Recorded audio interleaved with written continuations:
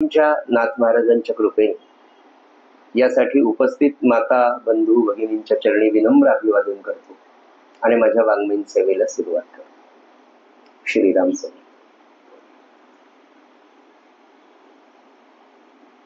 वेदांताचा हा असलेला एकादश स्कंद श्रीमद भागवतातला.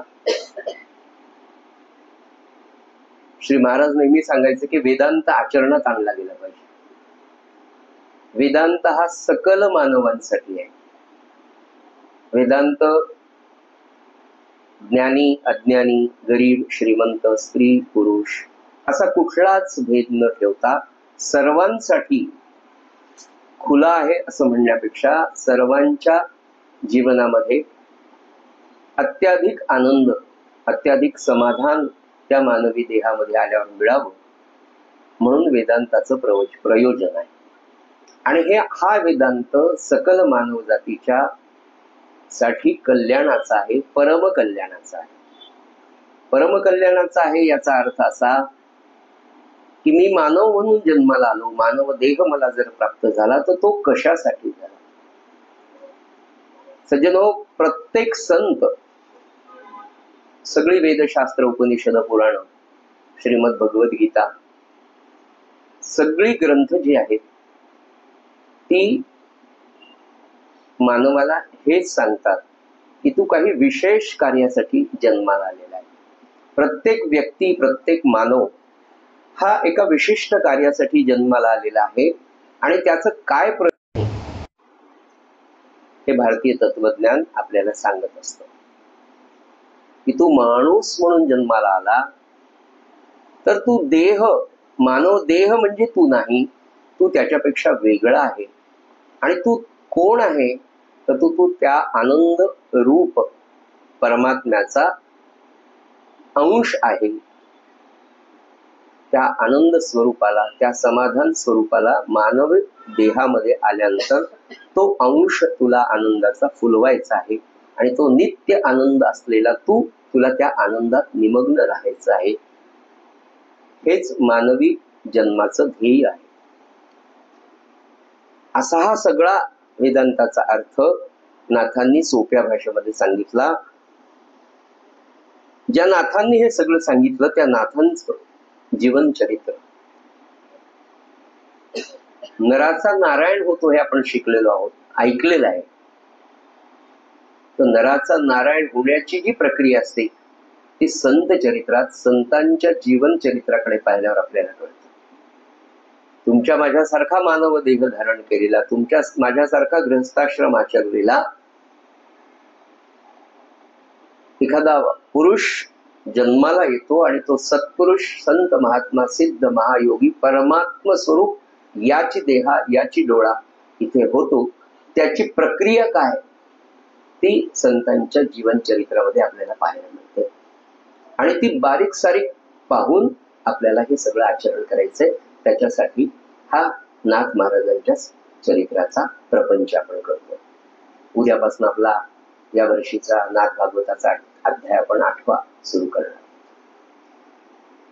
सज्जनो, काल आपण पाहिलंय 15 वर्षांचे साधारण असलेले नाथ जनार्दन स्वामींकडे देवगिरी किल्ल्यावर राहतात. गुरु कसोटीला नाथ पूर्णपणे उतरलेले इतक्या कमी वयामध्ये. गुरुनी जी कसोटी ज्ञानाची असो, भावनिक पातळीची असो, शारीरिक कष्टांच्या बाबतीतली असो, सगळ्या कसोटीवर नाथ पूर्णपणे उतरत होते.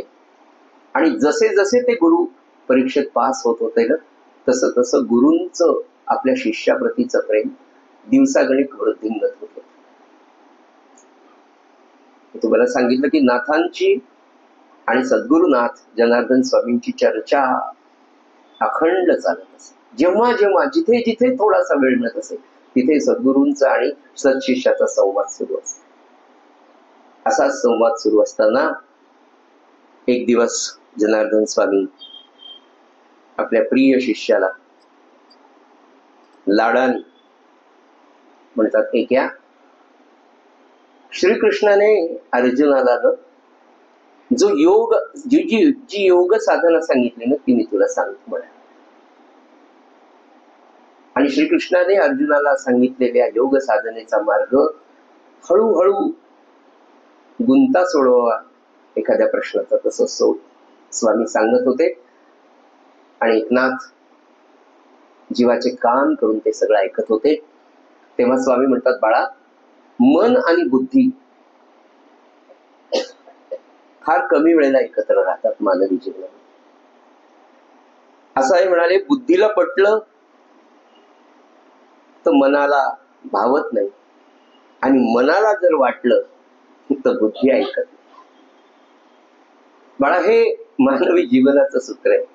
वयाच्या 14व्या 15व्या वर्षी सद्गुरू सांगताय आणि शिष्य मनापासून ते ऐकतात. सज्जनो, असं शिक्षण जर मुलांना अगदी घरातून सद्गुरूंकडे गुरुकुलातून जेव्हा दिलं जायचं, तेव्हा 20-22व्या वर्षी तयार झालेला तरुण त्याचं संपूर्ण पुढचं गृहस्थाश्रम हा किती यथोचितपणे पार पडत असेल, हे भारतीय संस्कृतीचं वैशिष्ट्य. स्वामी सांगतात, बाळा, मन आणि बुद्धी जेव्हा समत्वापेक्षाही ऐक्य भावाने राहायला सुरुवात होते, तेव्हा समाधी अवस्था प्राप्त होते. आणि याच्यासाठी प्रयत्न करायला पाहिजे बरं बाळा, अभ्यास करायला पाहिजे. 14व्या 15व्या वर्षी मन आणि बुद्धी याला ऐक्य कसं होईल, हे एक कसे होतील, याचा विचार सद्गुरू सांगताय. आणि नाथ अगदी कमी श्रमामध्ये, अगदी कमी प्रयत्नांमध्ये, अगदी कमी अभ्यासामध्ये हे सगळं आत्मसात करतात. आणि सज्जनो, तुम्हाला काय सांगू, समाधी अवस्था साधायला नाथांना फार कमी काळ, त्या वयामध्ये त्यांची समाधी लागायला लागली. आणि नुसती समाधी लागत नसे तर मी तुम्हाला काय सांगू, त्या चरित्रामध्ये आहे ते की दीर्घकाळ ती समाधी टिकायला लागली. आणि हे स्वामी जनार्दन स्वामी पाहत असे की लेकरू बसलंय, तासन तास झालं समाधी अवस्थेतून खाली येत नाही. काय आचाराची, काय मनाची, काय अंतःकरणाची शुद्धता त्या नाथ महाराजांची वयाच्या 14व्या वर्षी असेल सज्जनो.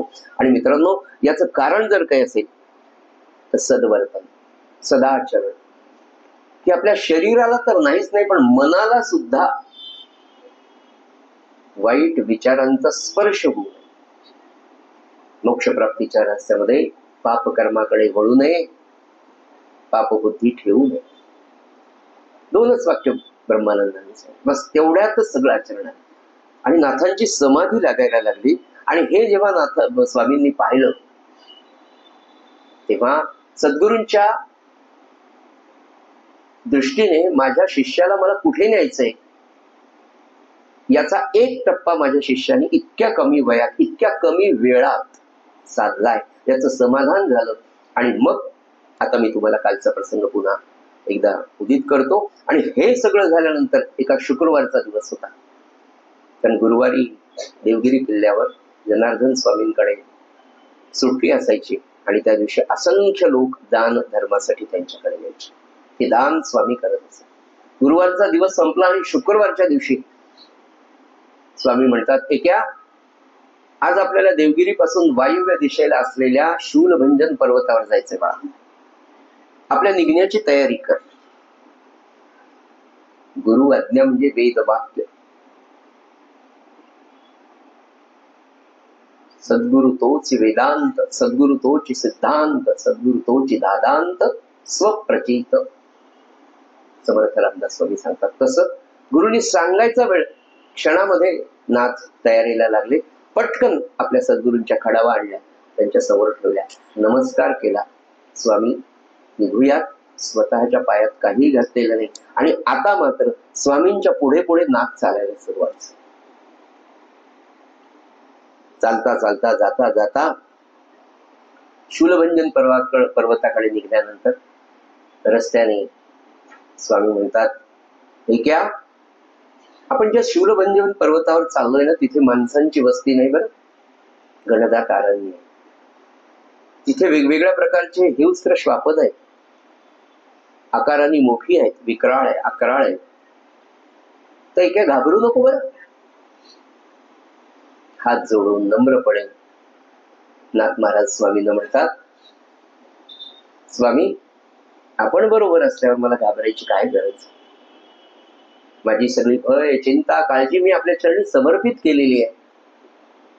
असं जेव्हा 14-15 वर्षाचा नाथ म्हणतो तेव्हा गालातल्या गालात ओठातल्या ओठात स्वामी स्मितहास्य करतात. बारीक सारीक गोष्टी बघा लक्षात.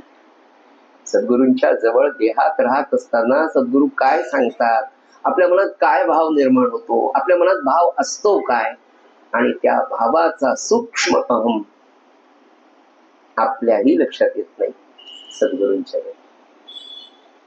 दुसरं वाक्य ते म्हणतात, बाळा हे बघ, त्या शूलभंजन पर्वतावर घनदाट अरण्य असल्यामुळे खूप मोठे मोठे वृक्ष आहेत. अंधार असू शकतो, अंधारामध्ये प्रकाश धूसर झाल्यावर काही चित्र विचित्र असं वेगळेच काहीतरी भ्रम होईल असं दिसण्यासारखे प्रसंग घडतील. तेव्हा शुद्ध मनाने, शुद्ध बुद्धीने, आणि तिसरं शब्द वापरतात सद्गुरू, शुद्ध दृष्टीने सगळ्या सृष्टीकडे पाहावं. बरोबर काय सांगतात सद्गुरू? सद्गुरू शिष्याला तयार करत असताना उत्कृष्ट प्रकारचं आधी ट्रेनिंग देतात, सगळ्या गोष्टी समजून सांगतात आणि मग परीक्षेला नेत असतात. पण नेमकं आपला अभ्यासक्रमाचा जो काळ असतो, आपला शिकण्याचा जो काळ असतो ना, आणि जेव्हा परीक्षा येते तेव्हा आपण पुन्हा गडबडून जातो. हे आपलं नित्याच आहे. वर्षभर छान अभ्यास करतो, गायडन्स घेतो, सगळं करतो, पण परीक्षा, बरं त्या सगळ्या दरम्यान आपले कोच म्हणा, आपले सद्गुरू म्हणा, आपले गुरु म्हणा, आपल्याला त्या त्या विषयातलं ज्ञान बारीक सारीक गोष्टींसह अंडरलाईन करून देतात आणि सांगतात की परीक्षेत हे येऊ शकतं, तुम्हाला असा भ्रम होईल, या प्रश्नाला पहा, नीट वाचा, लॉजिकली पहा. 720 पैकी 680 ट्युशन मध्ये मार्क घेणारे 720 पैकी 120 मार्क घेतात नीट मध्ये. भ्रम, भ्रम, नॉन कॉन्फिडन्स, साधना नाही, अभ्यास मुळापासून नाही. स्वामी सांगतात, बाळा शुद्ध मनाने, शुद्ध दृष्टीने आणि शुद्ध अंतःकरणाने प्रत्येक चित्र विचित्र प्रसंगाकडे पाहायचं. बरं, तिथे भ्रम होऊ देऊ नको. नाथ हो म्हणतात. सद्गुरू आणि सत्शिष्य चालत चालत बघा देवगिरी पासून शूलभंजन पर्वतावर जायचं. दुपारचा भोजन प्रसाद घरून निघालेली मंडळी या दोघंच निघाले आणि डोंगर माथ्यावर जातात आणि एका भव्य शिळेवर स्वामी आणि नाथ बसले. दिवस उतरणीला आलेला आहे, पण घनदाट वृक्ष असल्यामुळे प्रकाश धुसर झालेला आहे आणि 3:30, 4, 5च्या वेळेलाच असं वाटायला लागलं की सायंकाळ झाले की काय. तर त्यावेळेला शूलभंजन पर्वतावर खूप घनदाट असा अरण्य, नीरव शांतता आहे, केवळ पक्ष्यांचा किलबिलाट ऐकू येतोय आणि त्या भव्य शिळेवर हे दोघे बसलेले. आपल्या सद्गुरूंचे पाय चेपत बसलेला नाथ आणि स्वामी दोघे असे समोर पाहत असतात आणि एक विचित्र दृश्य दोघांना एकाच वेळी दिसायला सुरुवात. प्रकाश धुसर झालेला आहे आणि त्या धुसर झालेल्या प्रकाशाच्या अंतर्गत समोरून एक आकृती अशी अस्पष्ट अस्पष्ट स्पष्ट स्पष्ट होते आणि एक अत्यंत विचित्र विक्षिप्त अजागळ ओंगळवाणा असा एक मलंग, ज्याच्या अंगावर कातडं आहे, ज्याच्या जवळ एक कुत्री आहे, त्याचा पाय चाटत चाटत ती येते, त्याच्या हातामध्ये कटोरा आहे आणि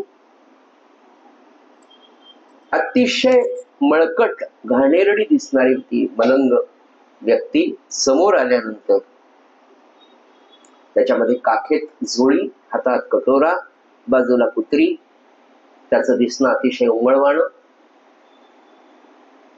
आणि खांद्यावर कुठलं तरी कातड आहे. अशी ती व्यक्ती जिच्याकडे पाहावसं सुद्धा वाटत नाही, पाहिल्यावर भीती वाटावी, घृणा यावी, अशी ती मलंग वेशातली व्यक्ती जेव्हा समोर येते, क्षणार्धात स्वामी उठतात आणि धावतच जाऊन त्या मलंगाचे पाय धरतात.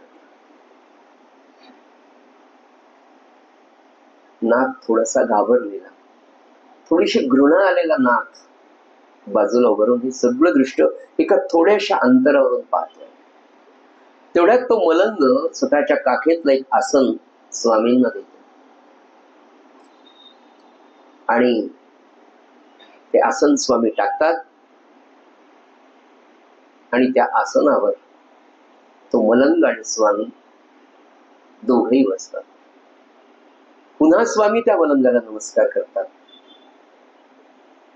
काखेतली चोळी तो काढतो. दोघांच्या छान गप्पा सुरू असतात आणि नाथ थोड्याशा अंतरावर असल्यामुळे त्यांच्यातला चाललेला सुसंवाद त्याला ऐकायला येत नाही, पण तो सगळं शांतपणे निवांतपणे पाहत असतो. खूप विचित्रपणा त्याला वाटत असतो. गेली 5 वर्ष नाथ आपल्या स्वामींबरोबर राहत आहे. अगदी पहाटेपासून, स्वामी उठायच्या आधीपासून तर स्वामी निजेपर्यंतच सगळं आचरण, त्यांची स्वच्छता, त्यांचा आचार, त्यांचा विचार, त्यांचं सोहळं, त्यांचं ओळख, स्वामींच्या चरणकमलाला कधी धूलकण लागलेलं त्यांनी पाहिलेलं नसतं. त्यांची सगळी वस्त्र शुभ्र स्वच्छ सुगंधी असतात. स्वामींच्या जवळून जरी गेलं तर त्या सुगंधाने माणूस मोहून जावा असं स्वामींचं विभूती मत्व गेली 5 वर्ष नित्य 24 तास त्या सेवेचा, त्या सहवासाचा आस्वाद घेणारा नाथ पाहत होता की उंबळवाण्या घाणेरड्या मलंगाच्या त्या आसनावर स्वामी त्याच्या जवळ बसले. मनामध्ये काहीतरी विचित्र भावना, पण शांतपणे नाथ हे सगळं पाहत असतात. आणि सज्जन हो, असा त्यांचा संवाद सुरू असतानाच तो मलंग आपल्या हातातला कटोरा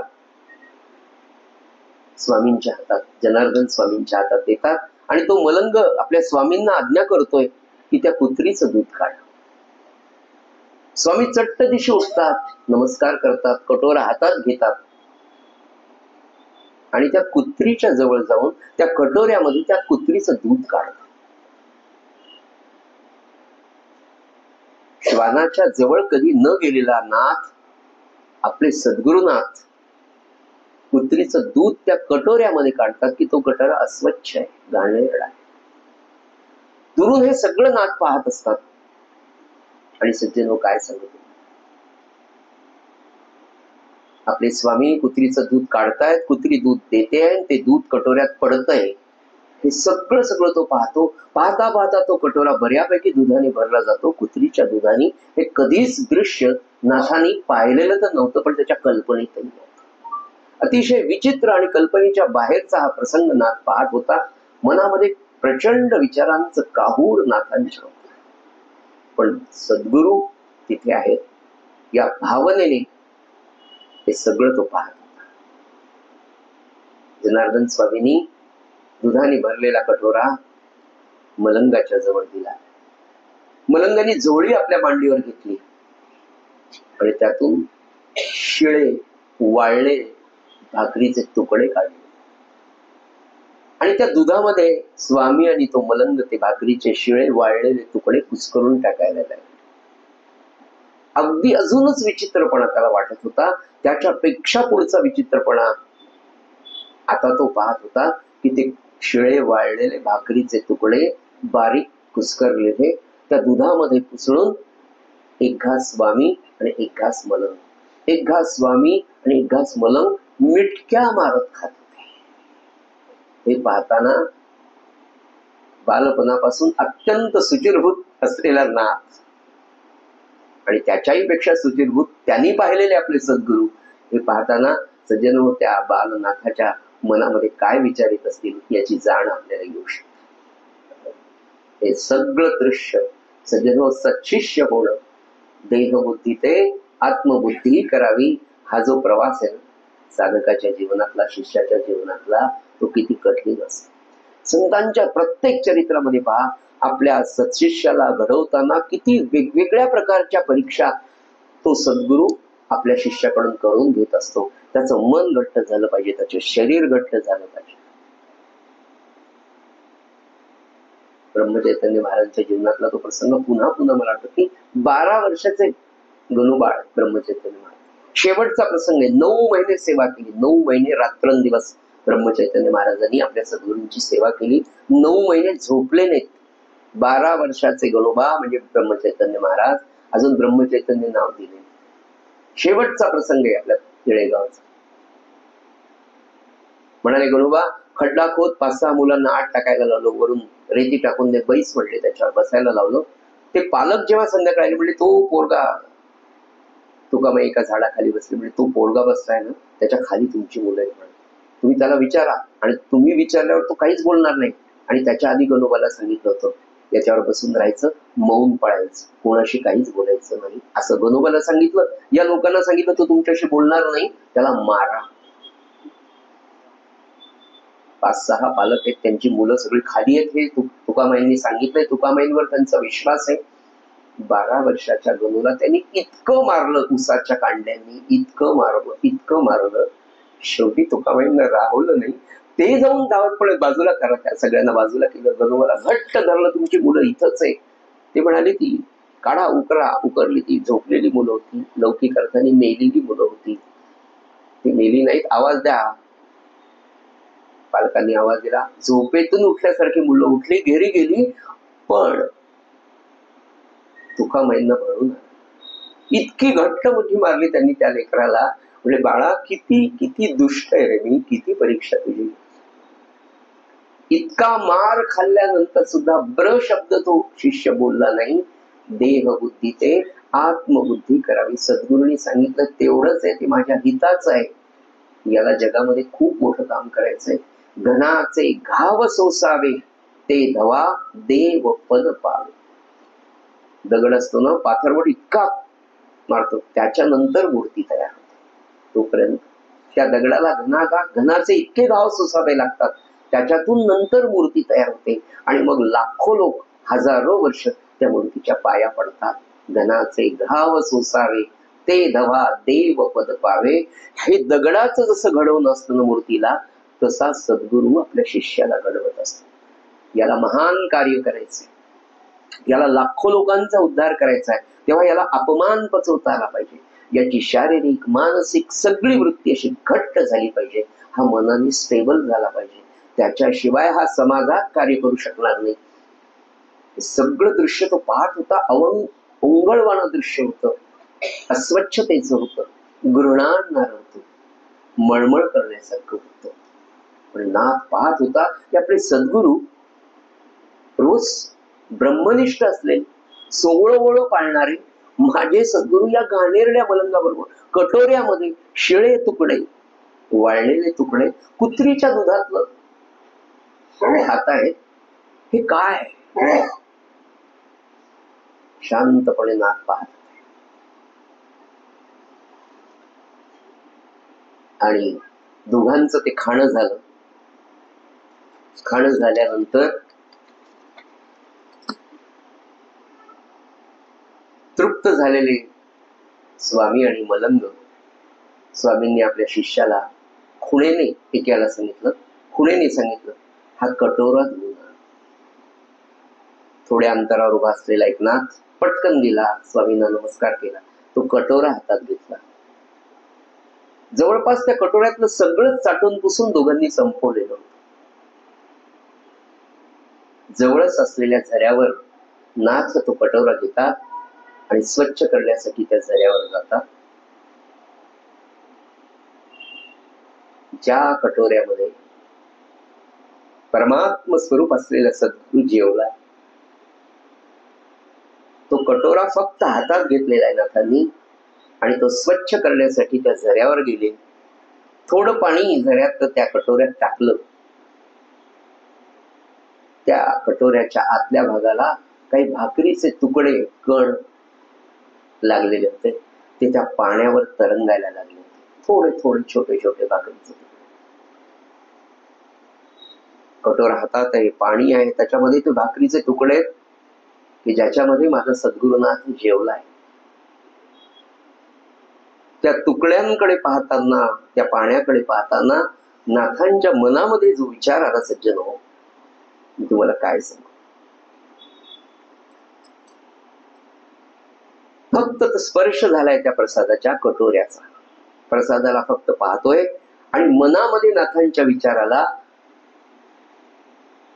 की जिथे माझे सद्गुरू नम्र झाले, जिथे माझे सद्गुरू त्या मलंगाच्या पायाला लागले, जिथे माझ्या सद्गुरूंनी त्या कुत्रीच्या दुधात वाळलेल्या शिळ्या भाकरीच्या तुकड्यांचा प्रसाद ग्रहण केला, मी माझ्या सद्गुरूंनी मला समत्व शिकवलं, माझ्या सद्गुरूंनी मला नश्वर देहाचं महात्म्य सांगितलंय. इतकं शिकून सुद्धा मी माझ्या सद्गुरूंना ब्रह्मज्ञानी समजतो आणि त्या मलंगाला मी अपवित्र समजतो. मग माझ्या सद्गुरूंनी मला जे समत्व शिकवलं ते माझ्यात रुजलं नाही का? माझ्यात अजून अहम आहे का? माझी देह बुद्धी अजून शिल्लक आहे का? हा विवेकाचा विचार, हा सत्सत विवेक जागृत झाला सज्जन. सज्जन हो, प्रसादाचं महात्म्य काय? नुसता स्पर्श प्रसादाचा झाला, मी असं म्हणतो की सर्वाभूती आत्मा आहे हे मला समजलं नाही का? हा विचार, यालाच विवेक असं म्हणतात. हा सकारात्मक विचार आहे म्हणून त्याला सत्सद विवेक असं म्हणतात. आणि हा सत्सद विवेक त्या नाथांचा सज्जन हो जागृत केव्हा झाला? ते प्रसादाचा कटोरा फक्त हातात आलाय, ते अन्न ते पाहतोय तो, आणि मग विचार करतो की त्या मलंगाला मी अपवित्र समजलो, माझ्या सद्गुरूला ब्रह्मज्ञानी समजतोय, हा भेद माझ्या मनात कसा आला? माझी देहबुद्धी अजून संपलेली नाही, माझ्यात समत्व दृष्टी अजून आली नाही. अशी विचारांची शृंखला त्या नाथांची, 14 वर्षाच्या नाथांची चालत होती. हातामध्ये तो कटोरा होता, समोर त्याच्यात थोडेसे कण दिसले. हा सत्सत विवेक जागृत झाला आणि क्षणार्धात नाथांनी तो कटोरा स्वतःच्या तोंडाला लावला. गट गट गट गट गट सगळा कटोरा भरलेला असलेला प्रसाद म्हणून ग्रहण केला, शांत स्वच्छ श्रद्धेच्या मनाने. सज्जन हो, प्रसादाचं महात्म्य. म्हणून महाराज म्हणाले की संतांच्या घरचं अन्न मागून घ्यावं, प्रसाद मागून घ्यावा. प्रसाद वाटणारी व्यक्ती आपल्यापासून बरेच वेळेला दूर जाते. माझ्या मनात येतं की मला प्रसादच दिला नाही. आपण जावं, दादा मला प्रसाद नाही दिला का, देता का? मागून घ्यावा प्रसाद. याचं कारण सज्जन असो की कोणत्या प्रसादाने, कोणत्या सत्पुरुषाच्या दर्शनाने, कोणत्या प्रसादाने तुमचं कोणत्या जन्माचं दुरीत जळून जाणार आहे. आणि ते दुरीत म्हणजे ते पाप जळाल्यानंतर तुमची आध्यात्मिक प्रगती आणि प्रापंचिक तर खूपच छोटी गोष्ट आहे, ती पण होणार आहे. पण तुमच्या समाधानाचा मार्ग जो परमार्थामध्ये ठरवलेला आहे तो कसा पुढे जाणार आहे हे कळत नाही. म्हणून नम्र व्हावे सर्व भूता असं जे सांगितलंय ना, त्याचं सूत्र हे आहे की सगळ्यांपैकी नम्र राहा, प्रसाद मागून घ्या. सज्जनो, प्रसादाचं महात्म्य केवळ त्या नाथांच्या मनामध्ये सत्सत विवेक बुद्धी जागृत करण्यापुरतच नाही. पुढे पहा, पुढे काय झालं ते सगळं. तो प्रसाद प्राशन केला, स्वच्छ कटोरा धुतला, स्वतःच्या उपरण्याने पुसला आणि तो कटोरा घेऊन नाथ आपल्या स्वामींकडे आणि त्या मलंगाकडे आले. दोघेही त्या आसनावर पुन्हा शांतपणे त्यांच्या गप्पा सुरू होत्या. नाथ दुरून ऐकत होता, पाहत होता. आणि नंतर जेव्हा तो त्या मलंगाच्या समोर येऊन उभा राहिला सज्जन हो, तेव्हा त्या मलंगाने नाथांच्या मनातला सगळा भाव जाणला. आणि झालं काय, तिघेही शांत आहेत आता. हा कटोरा घेऊन आलेला आहे, नाथांची आणि स्वामींची चर्चा बंद झालेली आहे. नाथ हात जोडून उभे आहेत. त्याच्या अंतरंगात काय चाललंय हे मलंगाने जाणलं. सज्जन हो, सत्सद विवेक बुद्धीने, हा जो सत्सद विवेक त्याच्यामध्ये जागृत झाला, हा प्रसादाने झाला, नुसत्या स्पर्शाने झाला. आणि प्रसाद ग्रहण केल्यानंतर नाथांची आत्मजागृती झाली. आणि ही आत्मजागृती झाली तर काय झालं, तो मलंगाच्या समोर आला आणि अपाद मस्तक स्वामींना पाहिलं, मनाने नमस्कार केला आणि आता मलंगाकडे पाहू लागला. मलंगाकडे जेव्हा नाथ आता पाहताय, कटोरा ठेवला आणि मलंगाकडे जेव्हा नाथ अपाद मस्तक पाहताय, तेव्हा काषाय वस्त्रम करदंड धारिणम कमंडलम पद्मकरेण शंखम चक्रम गदा भूषित भूषणाढ्यम श्रीपाद राजम शरणम प्रपद्ये. त्या मलंगाच्या ठिकाणी भगवान दत्तात्रय साक्षात नाथांना झालेलं सद्गुरूंच्या कृपेने पहिलं दर्शन. घट्ट दत्तात्रयांचे आपल्या सद्गुरूंचे चरण कमल धरले. केवळ मलंगच भगवान दत्तात्रय एवढंच दर्शन नाही, तर त्याच्याबरोबरची जी कुत्री होती कामधेनूच्या स्वरूपात दत्तात्रयांच्या मागे होती. कसं कळणार आहे मला सांग.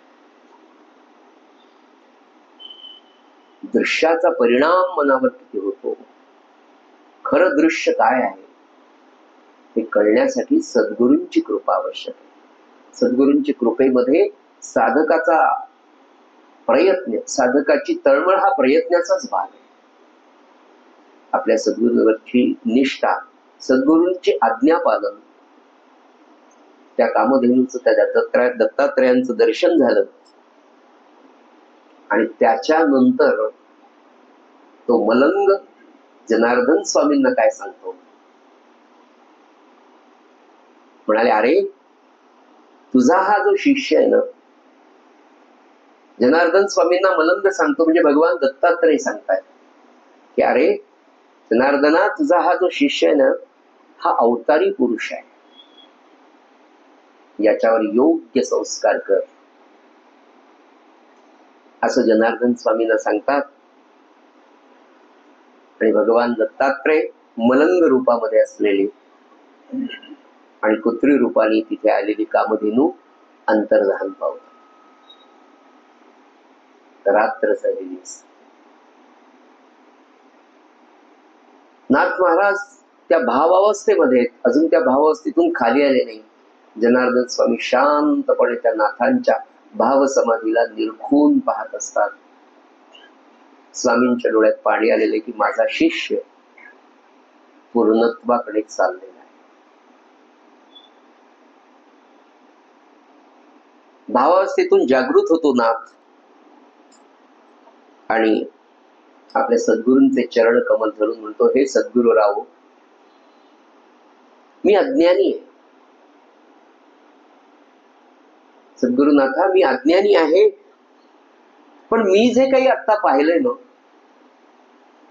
ते नेमकं काय होतं, त्या दर्शनाने मी धन्य झालो. पण मला एकच सांगा की हे झालं कसं. 14-15 वर्षांचे नाथ आहे, आपल्या सद्गुरूंना विचारतात की जे दर्शन मला आता झालं ना, त्याने मी धन्य झालो, पण हे कसं घडलं, हे काय होतं.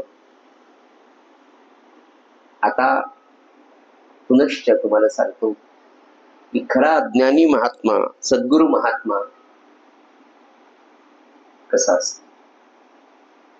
या आपल्या सत्शिष्याच्या प्रश्नाचं उत्तर जनार्दन स्वामी जे देतात ना, हे सकल संत सद्गुरु परंपरेचं उत्तर. सद्गुरु कसा असतो, तर नाथ महाराज देवगिरीकडे परत निघाले. आपल्या शिष्याला माफ करा, आपल्या स्वामींबरोबर नाथ निघाले. नाथांनी प्रश्न विचारला की हे कसं घडलं. तेव्हा स्वामी म्हणतात, बाळा, अरे क्या, हे तुझं पूर्व सुकृत आहे आणि हे पूर्व सुकृत आज फळाला आलंय. म्हणाले, ठीक आहे, मी तुला काय सांगू, माझं परमदैवत जे आहेत भगवान दत्तात्रय, ते तुझ्या मनामध्ये आज साकारलंय. माझ्या परमदैवताने तुला साक्षात दर्शन दिलंय, पण ऐक. किती सुंदर सद्गुरू समजून सांगतात. आणि कमल दल वत कसं सद्गुरू राहतो, त्याचं उत्तम उदाहरण जनार्दन स्वामींच्या या शब्दात म्हणून ते म्हणाले, क्या असं बघ, अर्धवट उजेड आहे म्हणाले, रुंजूमुंजूचा काळ आहे, सायंकाळची वेळ, अजून सूर्य अस्ताला गेलेला आहे, चंद्र काही उगवलं नाही, धुसर धुसर प्रकाश आहे म्हणाले. आणि अर्धवट प्रकाशामध्ये जर एखादी दोरी पडलेली असेल तर आपल्या मनातली जी भीती असते की हा साप आहे, हा साप आहे, हा साप आहे,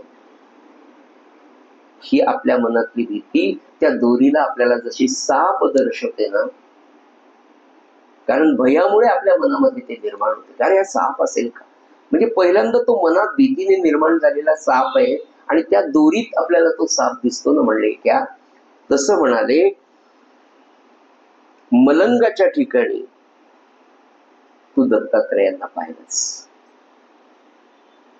याचं कारण काय म्हणाले, प्रसाद भक्षणाने तुझी जी भक्ती आहे ती पूर्णत्वाला गेली, हे प्रसादाचं मान. कोण सांगताय, जनार्दन स्वामी. बाळा, तुझ्या मनात भक्ती होती, प्रसादापूर्वीची नाथांची मनस्थिती काय होती. आणि सज्जनो, आपण सगळे याच मनस्थितीत सध्या आहोत. नाही पण होईल का तिरा कुठे आमचा, म्हणजे महाराज करून घेतील का, माझ्या मनातला प्रश्न सांगतो बरं. नाही कसं काय शक्य आहे 300 माळा रोज करणं. म्हणजे काल पुण्यावरून एका ताईंचा फोन आला आणि त्या म्हणाल्या, मी फक्त 3 माळा करत होते, ऑफिसर आहेत मोठ्या, 3 माळा फक्त करायचं, त्याच्यापेक्षा शक्यच नव्हतं म्हणे, आणि झाल्याच नाही. पण म्हणाले, दादा संकल्प केल्यापासून मी रोज, की ज्या बाईला सकाळी 8:30ला घरातून बाहेर पडावं लागतं, तर ते घरी यायला 8:30 होतात. महाराष्ट्र शासनाच्या अत्यंत मोठ्या जबाबदारीच्या पदावर त्या काम करतात, सीआयडी ऑफिसला. 8:30ला घरी येतात. म्हणाले 30 माळा केल्याशिवाय संकल्पापासून मी झोपत नाही, आणि शनिवार रविवार मला सुट्टी असते, तर 130 माळा झाल्याशिवाय मी थांबत. ही संकल्प शक्ती 3 वरून 130 वर जर नेऊ शकते, तर सगुण रूपातला सद्गुरु महात्मा निर्गुणात सुद्धा तेवढं काम करतच. किंवा महाराज म्हणाले की नाम तिथे माझे प्राण, किंवा नाम म्हणजेच मी आहे. तुम्ही फक्त एक पाऊल पुढे टाका. नाथांच्या बाबतीमध्ये तेच म्हणाले की प्रसाद भक्षणाने तुझी भक्ती पूर्णत्वाला पोचली, आणि तुझी पूर्णत्वाला पोचलेली भक्ती, मनातल्या या भक्तीमुळे तुला नराच्या ठिकाणी नारायण दिसतात. मलंगाच्या वेशामध्ये आलेले भगवान दत्तात्रय नर जरी दिसत असले, पण तुझी भक्ती पूर्णत्वाला गेली, त्या प्रसाद भक्षणामुळे हे सगळं झालं. आणि त्यामुळे बाळा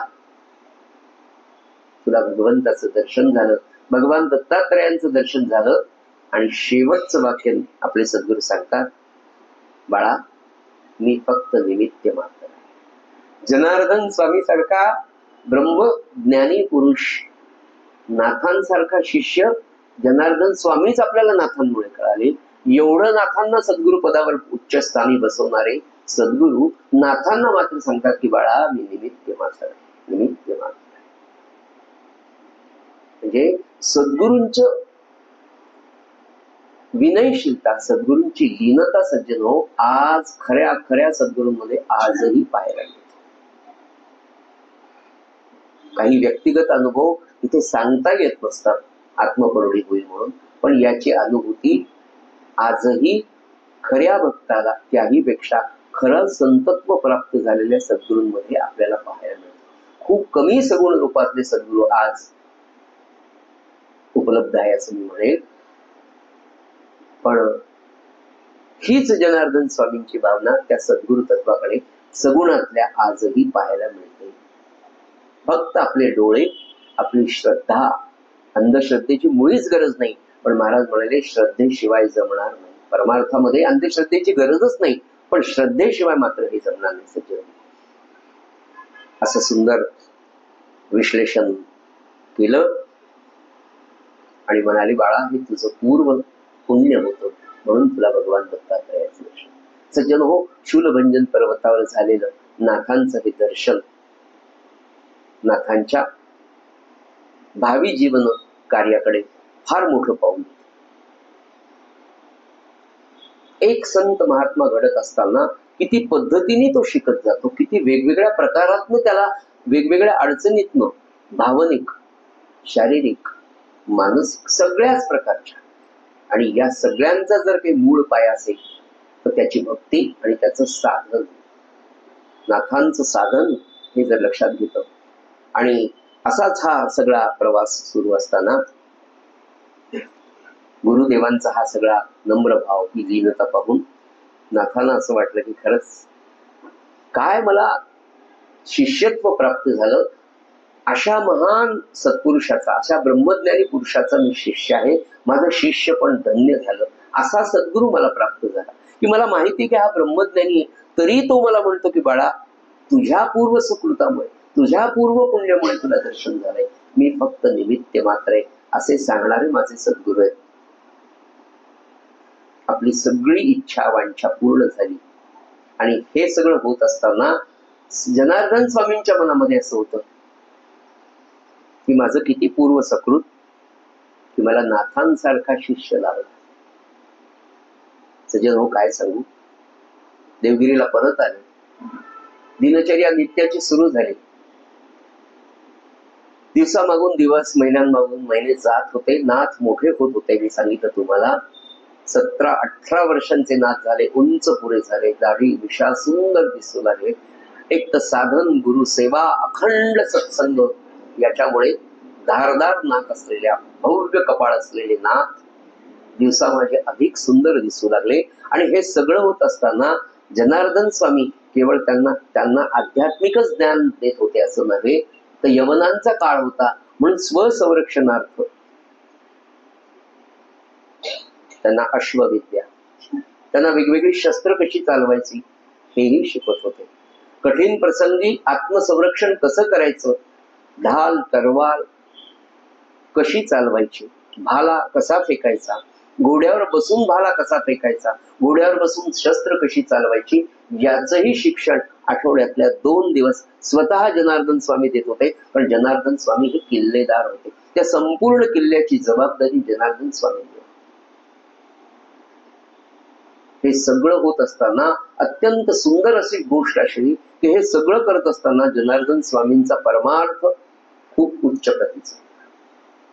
ज्या वेळेला स्वामी ध्यानाला बसायचे, तासन तास समाधी अवस्थेमध्ये असायचे, आणि त्या समाधी अवस्थेमध्ये माझ्या सद्गुरूंची समाधी भंग होऊ नये म्हणून समाधी स्थानाच्या बाहेर नाथ डोळ्यात तेल घालून उभे असायचे. एक दिवस प्रसंग असा घडला की स्वामी समाधीला बसले आणि परचक्र आले. स्वामी समाधीला बसायचे आणि परचक्र येण्याची वेळ एकच झाली. आणि परचक्र आलं हे सांगणारा जासूस जेव्हा किल्लेदारांकडे आला तेव्हा पहिल्यांदा नाथ त्याला भेटले, कारण स्वामी आत समाधी अवस्थेत. जासूसाने नाथांकडे निरोप दिला. नाथांनी सांगितलं की तुझा निरोप किल्लेदारांकडे लगेच पोहोचवतो. जासूस निघून गेला आणि नाथांनी सगळ्या सेनेच्या अधिकाऱ्यांना बोलवलं, पुढच्या सगळ्या सूचना दिल्या, आणि सेनाधिकाऱ्यांना, सैन्याला असं वाटलं की नाथांनीच हे सगळं सांगितलं. त्या सगळ्या सूचनांचं पालन झालं आणि 18 वर्षांचे नाथ शस्त्रागारामध्ये जातात. सज्जन हो, आपलं शास्त्र, आपला धर्म, सनातन धर्म केवळ शास्त्राच्याच मागे लागा असं सांगत नाही. शस्त्र आणि शास्त्र हे दोन्हीही बरोबर पाहिजे. परचक्र आलं तर तुम्हाला तुमचा जीव वाचवता आला पाहिजे. आक्रमण जरी आपण करू नाही शकलो तरी संरक्षण करणं, डिफेन्स, आणि मग अटॅक करण्याची तर आपली प्रवृत्ती नाही, पण जर काळ आला तर आपल्याला करता यावं. शस्त्र आणि शास्त्राचं उदाहरण पाहताना अगदी अलीकडच्या म्हणजे 1907 साली देह ठेवलेल्या आनंद सागरांचा जो काळ आहे तो 1871 ते 1907 एवढा आहे. ब्रिटिशांचा आणि यवनांचाच काळ होता. त्या काळामध्ये आनंद सागर महाराजांसारखा सत्पुरुष त्यांच्याकडच्या तलवारी आजही उपलब्ध आहेत. 60,000 रोज जप करणारे आनंद सागर महाराज उत्तम तलवार चालवू शकत होते. आपल्याला काय चालवता येतो याचा अभ्यास आपल्याला करणं गरजेचं आहे. त्यांच्या गच्चीवर डबलाचे ढीग आहे. त्यांची व्यवस्था सगळी तयार आहे. तुमच्याकडे रोज सकाळी भंगार घेणारा माणूस रोज येतो, रोज कॉलनीत येतो. काय नोंद करतो, कोणती भंगार त्याला मिळते, तर प्रत्येक कॉलनीमध्ये भंगार घेणारा माणूस शुक्रवारी मस्जिदमध्ये जातो आणि त्या कॉलनीमध्ये किती घरं आहेत, प्रत्येक घरामध्ये किती माणसं आहेत, किती मुली आहेत, किती स्त्रिया आहेत, किती पुरुष आहेत, पुरुष किती वाजता बाहेर जातो, किती मुली किती वेळेला बाहेर असतात, याची सगळी नोंद कॉलनीतल्या प्रत्येक हिंदू घराची मस्जिदमध्ये माहिती दिली जाते. या सगळ्या गोष्टींचा विचार करत असताना 18 वर्षाचे नाथ लगेच शस्त्रागारात जातात. सेनाधिकाऱ्यांना आज्ञा दिलेली आहे, तुम्ही परचक्राची पहा. मी शस्त्रागारामध्ये जाऊन जनार्दन स्वामींचा सगळा पोशाख, तो अंगरखा स्वतः चढवतात, कारण स्वामी समाधीला बसले. स्वामींचा मी दासानुदास आहे आणि तो स्वामींचा पोशाख घातल्याबरोबर नाथांना शौर्य जागृत होते. स्वतः घोड्यावर बसतात, ढाल तलवार घेतात आणि 12 तासामध्ये ते परचक्र 12 वाटांनी पळून जात. स्वामींची समाधी उतरते तोपर्यंत परचक्र गेलेलं असतं. नाथ शस्त्रागारातून पुन्हा आपलं वेषांतर करून स्वामींच्या समोर येऊन शांतपणे उभं राहायपर्यंत सगळं काय काय घडलं हे सेनाधिकारी आपल्या किल्लेदाराला सांगत असतात. आणि ते म्हणाले की एकनाथाने हे सगळं केलेलं आहे. त्याची पाठ थोपडत असताना सुद्धा नाथ, मी काहीही केलेलं नाही, करता करविता सद्गुरुनाथ आहे, मी हे परचक्र वलटवलं, ते त्यांच्या कोणत्याही देहबोलीतून दाखवत. आपला सद्गुरु ब्रह्मज्ञानी असून प्रत्यक्ष भगवंताचं दर्शन घडवत असताना सुद्धा तो स्वतःकडे काही घेत नाही. हे जेव्हा तो जवळून दिवसभर पाहत असतो तेव्हा त्यांचा शिष्य कशा प्रकारचा तयार होतो सज्जन हो, हे नाथांच्या या चरित्रावर.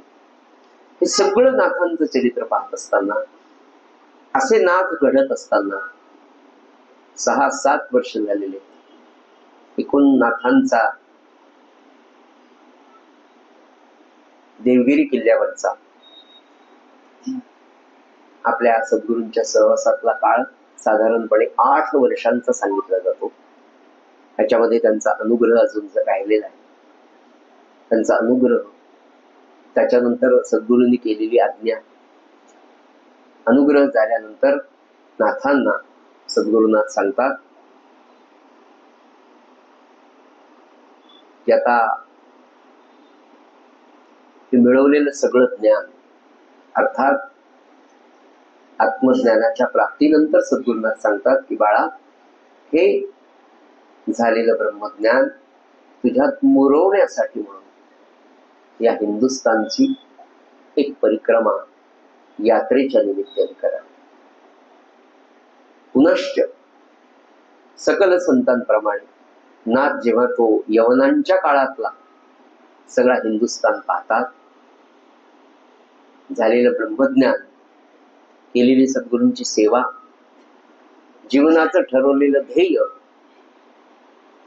भगवंताची प्राप्ती, पण पुन्हा लक्षात येतं की हा देह आणि हा देव याच्यामध्ये हिंदुस्थान येतोय, समाज येतोय, समाजाची परिस्थिती येते, आपल्या धर्माचे वाभाडे निघालेले पाहतोय, आपल्या समाजाची लोक मंदिर सोडून दर्ग्यांवर जात आहेत, आपले लोक देवीला प्राण्यांचा बळी देत आहेत, आपले लोक अघोरी विद्येच्या मागे लागलेले, खऱ्या परमार्थाला विसरलेले, हे सगळं चिंतन त्या प्रवासामध्ये होतं, समाजाची अवस्था कळते.